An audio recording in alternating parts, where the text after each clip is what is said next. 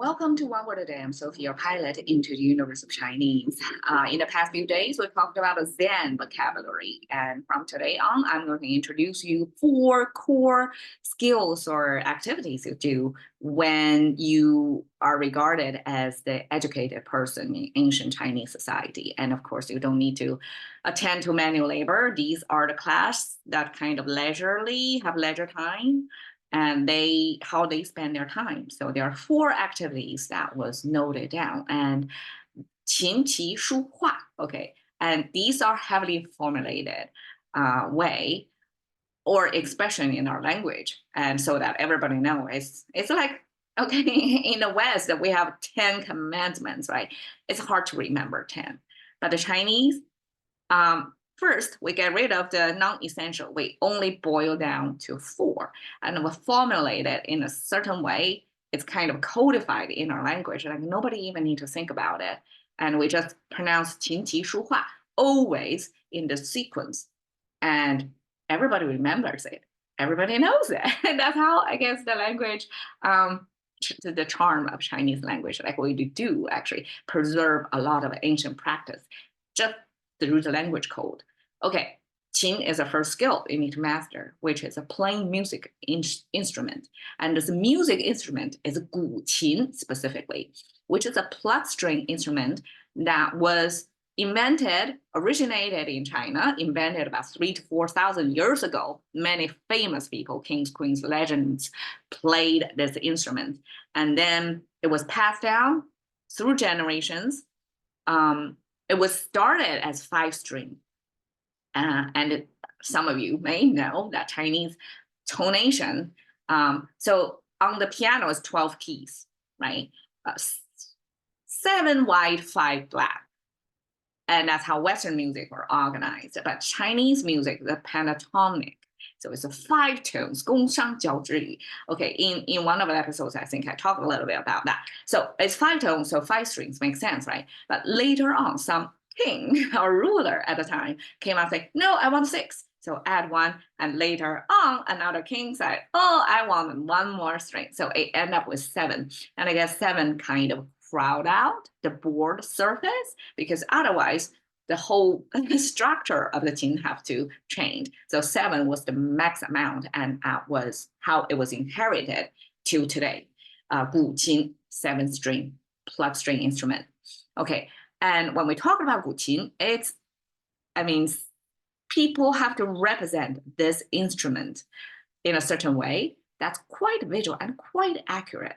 This big omega sign looking symbol is the body. I call it the sound box of the instrument.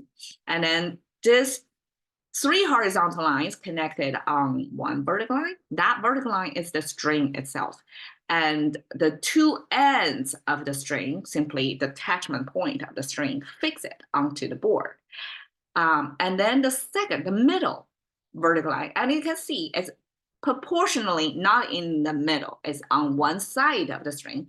And that is, I call it the string lifter, so that after you attach the string on top of the soundboard, you have to lift the string. So there is a distance that's like a meticulously calculated distance, so that when the string vibrates on top of the soundboard, it can make the soundboard vibrate as well, right? So that's how most string instruments, either is a cello or guitar, they all have this string attached on top of the soundboard structure.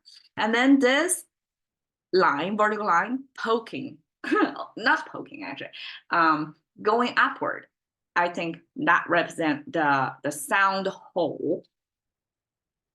Actually, the sound hole of the qin, at least the instrument I have, which is guzheng, not guqin, the sound hole was embedded on the bottom of the board. So I don't exactly know, because it was not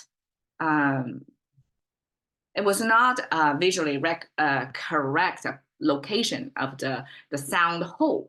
If anything, probably the bottom here, not only is the stand of the soundboard, probably the hole was either not expressed or expressed by this open opening at the bottom of the soundboard, because just like guitar or cello, they have this big hole on the soundboard body. So it's not like an enclosure. You're not vibrating the string on top of a full enclosure soundboard. You need to have the sound to go out somewhere, right? So this hole on the body is important. So I'm originally guessing that's the sound hole, but now I'm second guessing myself.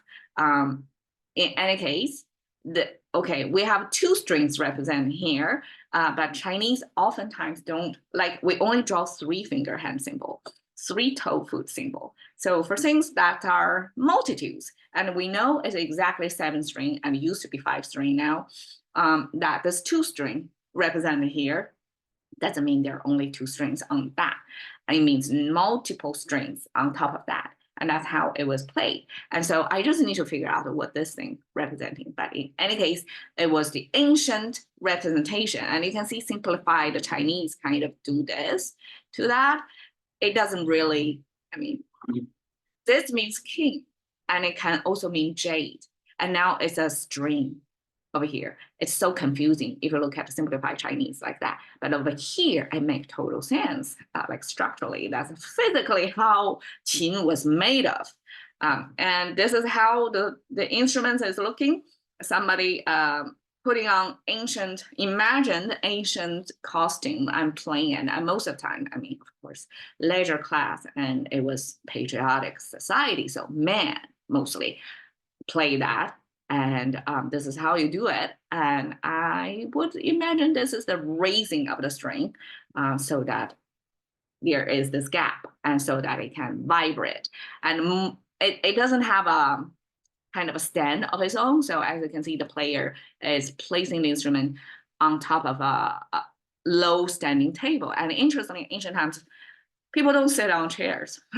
Today's performance, we sit on chairs, right? Like a piano player, guitar, cello, like old orchestra, they play sitting on chairs. Ancient times, they sit on the floor and only have this floor, like exact right height of the floor table to play on top of that. So there you go, that's qin. First thing you need to master to be regarded as educated leisure man. Thank you for your time. See you another day.